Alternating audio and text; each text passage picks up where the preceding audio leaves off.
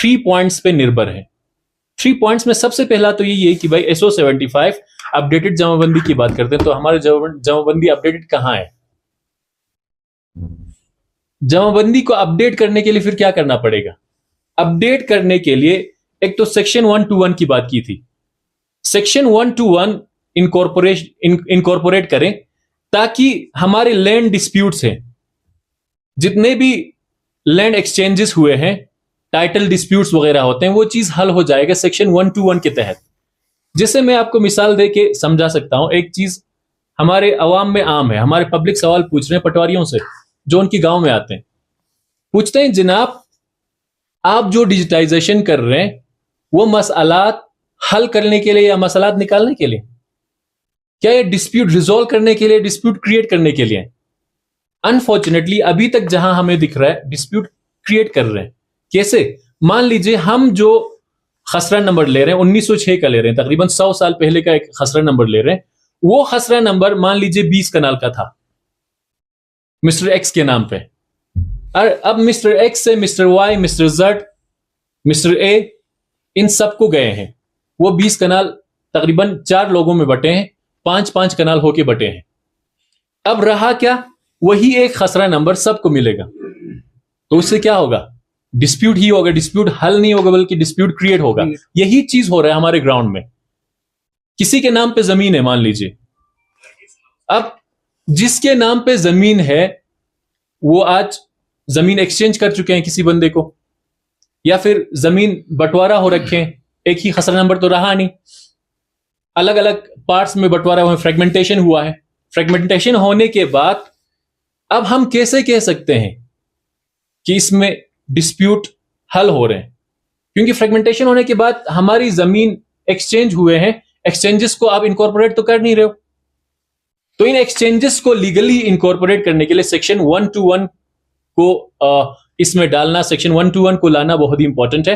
तो दूसरी चीज है, हमारे लद्दाख में एक पावर था जो डोगरा टाइम से चले आ रहे थे, ऐलान 38 जिसे हम कहते थे। हमारे तहसीलदार के पास पावर थे, क्योंकि तहसीलदार फील्ड स्टाफ है, वो फील्ड में जाके जो भी लैंड काबिल है, कल्टीवेबल लैंड है, जो जिसको कल्टीवेट किया जा सकता है, ऐसे लैंड्स को इंतकाल करते थे। लेकिन अनफॉर्चुनेटली 2021 के बाद जब जमाबंदी फ्रीज किए हैं, उसी टाइम के बाद हमारे ऐलान 38 रिमूव किया गया है। तहसीलदार को पावर नहीं है कि वो इंतकाल करें। अब तहसीलदार डीसी को लिखते हैं, डीसी ओवरबर्डन हो जाते हैं, कितने इश्यूज को लेंगे डीसी? अब हर जगह तहसीलदार मौजूद हैं। हमारा मुद्दा यह है कि ऐलान 38 को रिस्टोर किया जाए, तहसीलदार को पावर दिया जाए, ताकि जो लैंड्स इंतकाल नहीं हुए हैं, जो कब्जे में है और जो सारे पैरामीटर्स में उतरते हैं, उन लैंड्स को इंतकाल करने का मौका दिया जाए। LHDC कारगिल का क्लियर कट यही सॉल्यूशन है, यही हर चीज में हमने उठाए भी, हर मीटिंग्स में गए और डॉक्यूमेंट्स भी सबमिट हुए हैं, यही 3 मुद्दों को लेके कि भाई जमाबंदी अपडेट करें, जमाबंदी अपडेट करने के लिए सेक्शन 121 इनकॉर्पोरेट करें और ऐलान 38 को रिस्टोर करें। जब तक ये नहीं होगी हमारे रिकॉर्ड्स अपडेट नहीं होगा, तो डिजिटाइजेशन करने के कोई फायदा नहीं है। इसीलिए LHDC कारगिल ने क्लियर कट ये मैसेज दिया है कि एक तो जो भी मीटिंग्स में आप लोगों ने हमसे आउटपुट्स मांगे हैं, हमसे जो मिनट्स ऑफ मीटिंग्स गए हैं, जो भी डॉक्यूमेंट्स गए हैं, उस पर कोई अमल हुआ ही नहीं।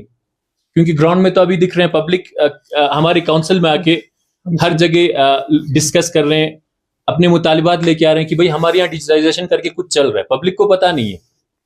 लेकिन बीइंग पब्लिक रिप्रेजेंटेटिव्स, हम लोगों ने इन चीजों पे गौर व फिक्र किया था, एक्सपर्ट व्यूज लिया था, डिस्कशंस किए थे, तो एक कंक्लूजन पे पहुंचे थे कि ये 3 पॉइंट्स अगर पूरा हो जाएं तभी हम डिजिटाइजेशन की तरफ बढ़ेंगे, अदरवाइज डिजिटाइजेशन की तरफ नहीं बढ़ेंगे।